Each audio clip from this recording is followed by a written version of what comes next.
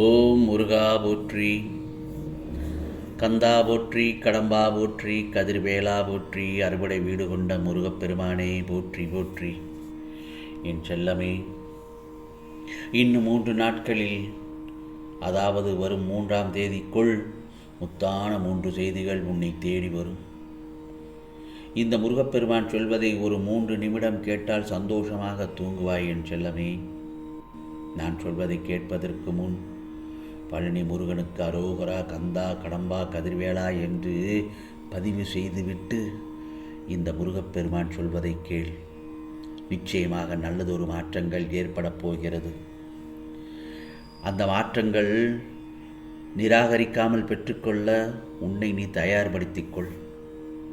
எப்போது உண்மையான பக்தியை என் மீது வைத்து விட்டாயோ அப்போதே நான் உன்னை ஏற்றுக்கொண்டு விட்டேன்.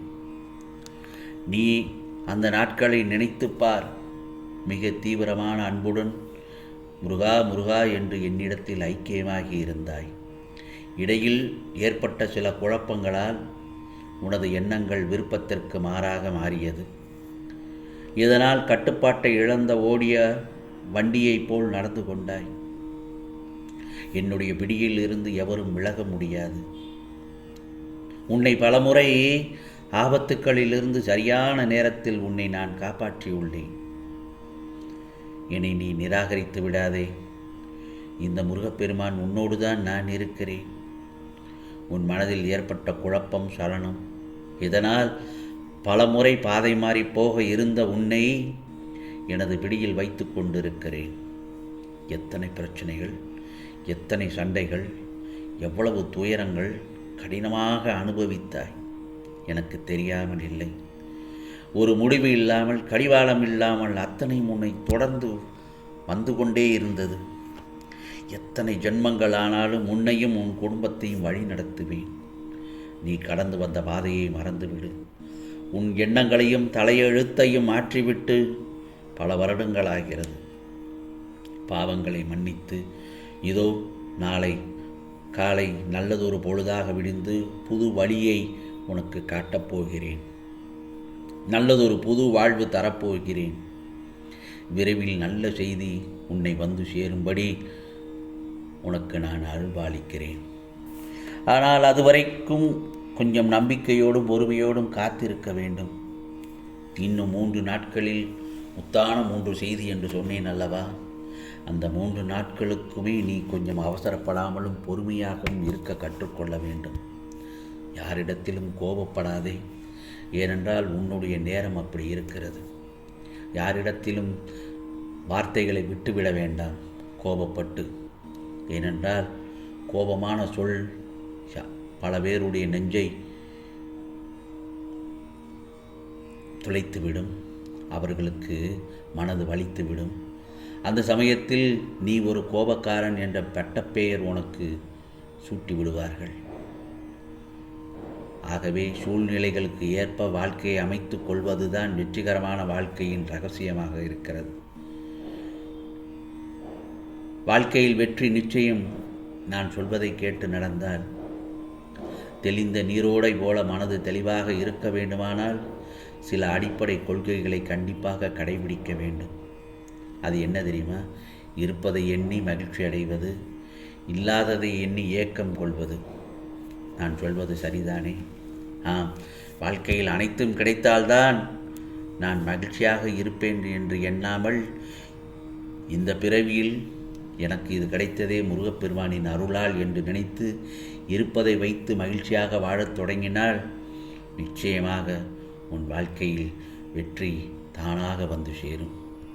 இப்போது உனக்குள் உண்டாகி இருக்கும் கோபம், எதிர்பார்ப்பு, தேவையில்லாத ஆசைகள், எதிர்மறை சிந்தனைகள், இவை அனைத்தையும் தூக்கி எறிந்துவிட்டு உனக்கு நேரம் கிடைக்கும் போதெல்லாம் முருகா முருகா என்று என்னுடைய நாமத்தை மனதார உச்சரித்து கொண்டே இரு. நிச்சயமாக உனக்கு நல்லது நடக்க ஆரம்பித்துவிடும். அதற்கு இந்த முருகப்பெருமான் முழு பொறுப்பும் கூட.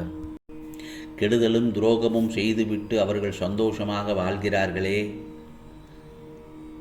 அதை எண்ணி நீ மனம் வருந்த வேண்டாம். இந்த பிரபஞ்சத்தின் கணக்குப்படி அவ்வளவு எளிதில் அவர்கள் தப்பித்துவிட முடியாது.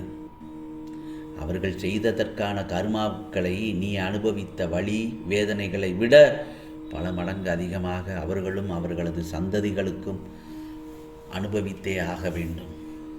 ஆகவே அழ வேண்டாம். ஆம் செல்லமே, நீ கண்ணீர் விட்டது போதும். உன் அப்பாவாகிய என்னால் அதை தாங்கிக் கொள்ள முடியாது.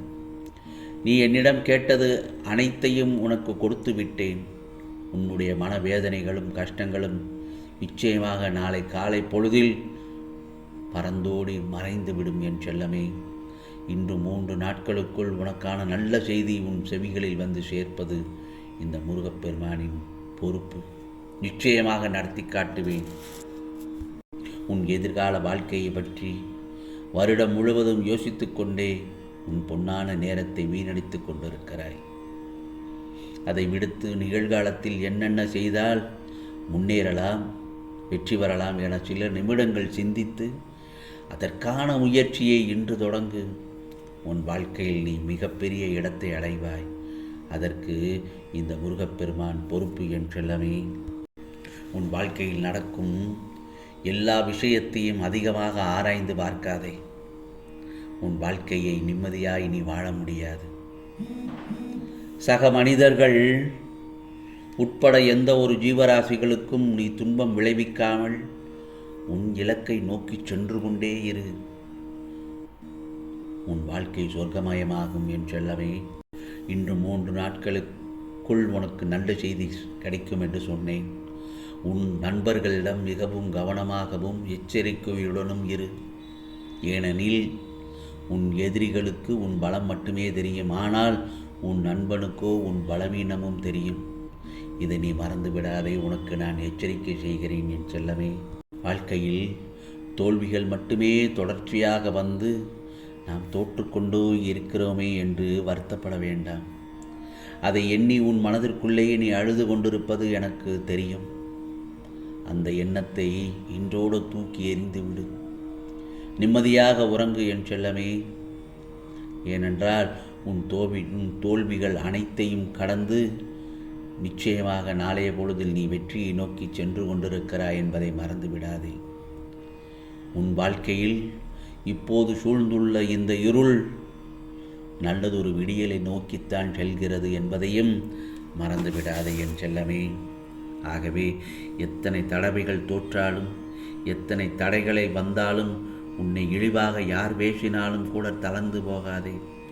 கீழே விழுந்தாலும் எழுந்து ஓடத் துவங்கு. நிச்சயமாக வரும் நல்லதொரு விடியலில் உனக்கானது உன் வாழ்வில் நல்லதொரு திருப்பம் ஏற்படும். ஆம், நம்பிக்கையோடு இரு என் செல்லமே. இது முருகப்பெருமானின் அருள் வாக்கு. நிச்சயமாக உனக்கானதெல்லாம் நல்லது நடக்கும், நல்லது நடக்கும், அதுவும் நன்மையாகவே இருக்கும். ஓம் சரவண பவ. ஓம் சரவண பவ.